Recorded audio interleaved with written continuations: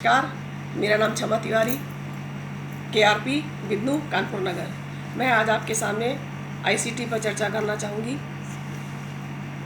ICT जैसा कि नाम से ही स्पष्ट है, information and communication technology.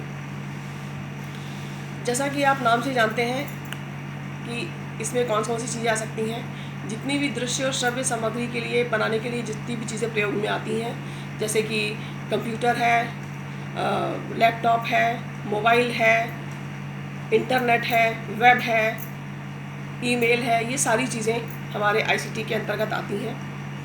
ICT का प्रयोग हमें कहाँ पर करना चाहिए और कहाँ पर नहीं करना चाहिए, इसके बारे में ज़रूर पता होना चाहिए।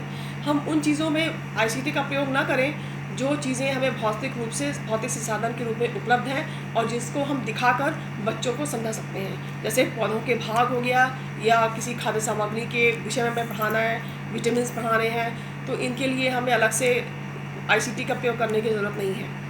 अब ICT का प्रयोग कहाँ पर करना है, इसके बारे में चर्चा करें। इसके बारे में चर्चा करने से पहले थोड़ा सा मैं बताना चाहूँगी आप लोगों को। जैसा कि आप सबने देखा होगा कि जब हम लोग छोटे छोटे थे तो हम लोग महाभारत के बारे में कुछ भी नहीं जानते थे। जब से TV पे महाभारत आने लग गया, हम सभी लोग महाभारत के बारे में चर्चा सब जानते हैं। कुछ कुछ विषय जानने लग गए हैं। क्यों? क्योंकि ऑडियो विजुअल चीज़ें जो हैं वो बच्चे पे जल्दी इम्पैक्ट करती हैं, किसी भी चीज़ को जल्दी समझ में आता है हमें। इसीलिए इसी तरह से जब कोई भी कठिन विषय हो जो बच्चों को समझ में ना आ रहा हो, जो बच्चों की समझ से परे हो, तो उसको समझाने के लिए जिस तरह हमें महाभारत आज याद हो जाती है, उसी तरह से उसको वो विषय भी समझ में आ जाए। एक उपन्यास आप पढ़ने में हम लोग घबराते हैं कि गुनाहों का देवता या कोई भी उपन्यास पढ़ो, इतना मोटा होता है, पढ़ने में घबराते हैं, लेकिन पिक्चर आ जाती है, हमें फटाक से याद हो जाती है। तो इसी तरह से इस तरह चीज़ को ध्यान में रखते हुए जो विषय कठिन हैं, उन कठिन विषयों पर हम बच्चों की समझ विकसित करने के लिए, जैसे आपको श्वसन तंत्र समझाना है, बच्चों को पाचन तंत्र समझाना है, या इस तरह की कोई भी चीज़ आपको समझानी है, तो उसको समझाने के लिए आपको ICT का प्रयोग करना है।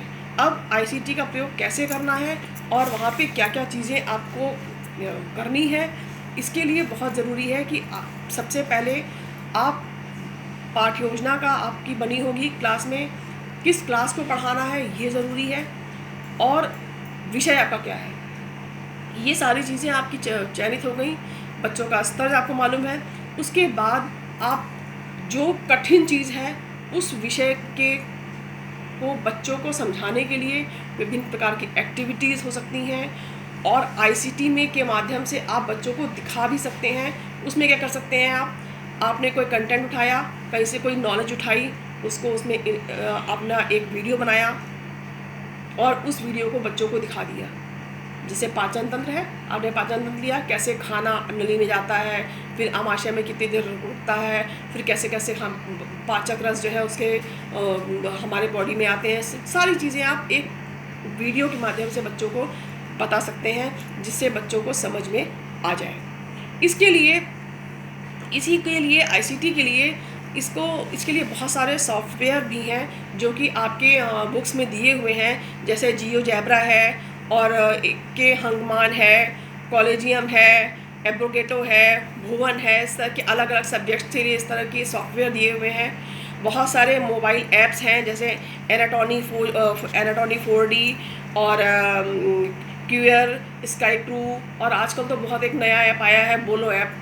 तो बोलो ऐप में भी यही है कि बच्चों को नई चीज़ें बताने के लिए, नई चीज़ें करने के लिए, उनको उनकी हर विषय पे समझ विकसित करने के लिए, पढ़ने की ओर प्रेरित करने के लिए इस तरह के ऐप्स हैं, जिसके माध्यम से हम नया कुछ हम बच्चों को दे सकते हैं। और ICT को प्रयोग करते समय ये ज़रूर ध्यान में रखें कि ICT में कुछ गतिविधियों को भी ध्यान में रखें। जैसे कि गतिविधियाँ क्या हो सकती हैं, जैसे हम किसी भी विषय को जैसे हम सौरमंडल पढ़ा रहे हैं, तो सौरमंडल पढ़ाते समय हम ये ज़रूर ध्यान में रखें कि सौरमंडल में हम बच्चों की समझ कैसे विकसित कर सकते हैं। क्या सौरमंडल में हम कोई बच्चों को वीडियो दिखा सकते हैं, या बच्चों को ही एक सौर परिवार के रूप में विकसित करके एक एक्टिविटी करा के वो बच्चों को दिखा सकते हैं। कुछ भी हो सकता है। आप किसी भी विषय की समझ विकसित करने के लिए दृश्य और श्रव्य सामग्री का प्रयोग करना ज़रूरी है। यही ICT है। और जितने भी सॉफ्टवेयर हैं उसके माध्यम से आप अपने विषय की समझ विकसित करने के लिए ICT का प्रयोग करिए। धन्यवाद।